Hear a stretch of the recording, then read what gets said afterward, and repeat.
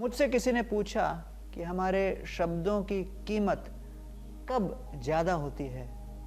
मैंने कहा, जब हम मौन रहना और सुनना सीख जाते हैं। इस जगत में मनुष्य ही एकमात्र ऐसा प्राणी है जिसको ईश्वर ने वाणी और शब्दों का वरदान दिया है।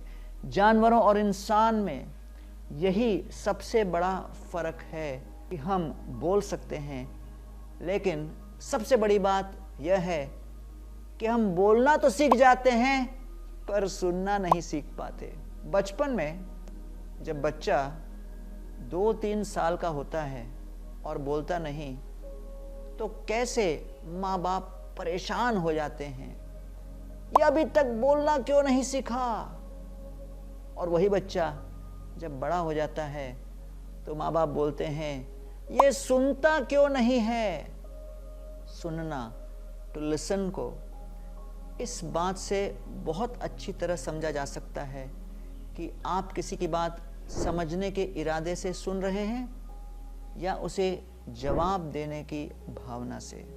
कहते हैं अच्छा वक्ता भी वही हो सकता है जो एक बढ़िया श्रोता हो, यानी एक्टिव लिसनिंग ऑडियंस। बढ़िया श्रोता होने के लिए सिर्फ कानों से सुनना जरूरी नहीं है, मन से सुनना और फिर उस पर मनन करना भी बहुत आवश्यक है।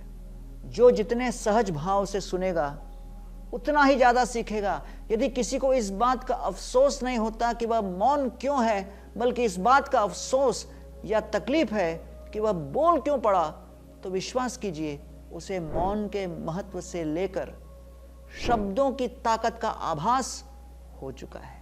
कभी आपने सोचकर देखा कि भगवान ने हमें मुंह तो एक दिया है लेकिन कान 2 दिए हैं, और ऐसा इसलिए है जिससे हम अधिक सुने और बोलें कम। यदि हम अपने मुख से एक बात बोलें तो 2 कानों से कम 2 बातें सुने। बोलने और सुनने में यह फॉर्मूला बड़े संतुलन का काम कर सकता है।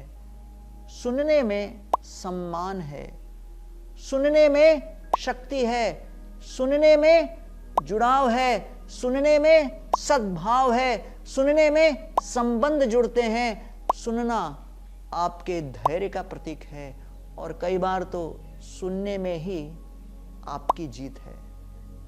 जिस दिन हम पावर ऑफ लिसनिंग की ताकत को समझ जाएंगे, सुनने में जो शक्ति है उसे पहचान जाएंगे, उस दिन हमारे शब्द अपने आप ताकतवर बन जाएंगे।